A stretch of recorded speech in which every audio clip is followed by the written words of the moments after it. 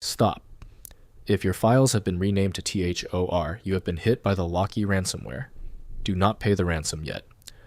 I'm Evan Brooks, Certified Support Engineer. Let's check for a decryptor. We're going to solve this ThOR issue, but first, a general piece of advice.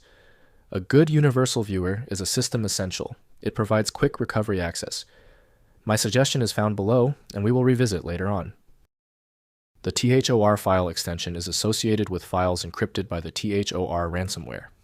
This malicious software encrypts a victim's files and appends the ThOR extension to the file names, rendering them inaccessible. A ransom note is typically left behind, demanding payment in exchange for the decryption key.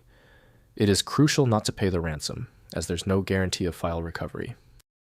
ThOR ransomware employs strong encryption algorithms to lock user files. The encryption process scrambles the data within the files, making them unreadable without the correct decryption key. The ransomware also modifies the file names by adding the ThOR extension, which helps victims identify the affected files. The ransom note provides instructions on how to contact the attackers and pay the ransom. Technically, the best program for ThOR is usually Notepad++ from Don Ho.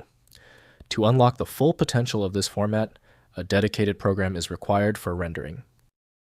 Windows treats scripts as text by default, so interpretation is handled by the proper runtime. We're testing the system's ability to interpret the data. Right-click the ThOR file and click Open With. Test Notepad++ first. If it's unavailable, choose another program. The right key is on your PC. The highly specific nature of the ThOR file means general fixes are useless. Let's quickly verify these essential items before we dive into the repair. First, identify file type. Determine if the file is an ATN Firmware update, or if your PC is infected with the ThOR ransomware. Next, if ransomware, use recovery tools. Run a reliable anti-malware tool, like Combo Cleaner, and use a data recovery toolkit to attempt to restore files from shadow copies. Finally, if ATN, use the device. Copy the .bin update file to the microSD card root, insert it into the ThOR scope, and follow the device's firmware update procedure. If compatibility checks failed, it is likely because the file extension name is shared by different developers for unrelated formats, causing your PC to use the wrong reading language. You might consider a solution that focuses on the internal data structure rather than the extension name, which is often a practical way to attempt opening ambiguous file types.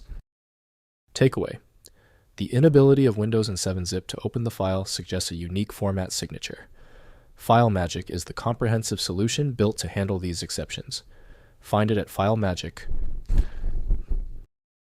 If this tutorial saved you time and frustration, please hit the like button and subscribe for more fixes.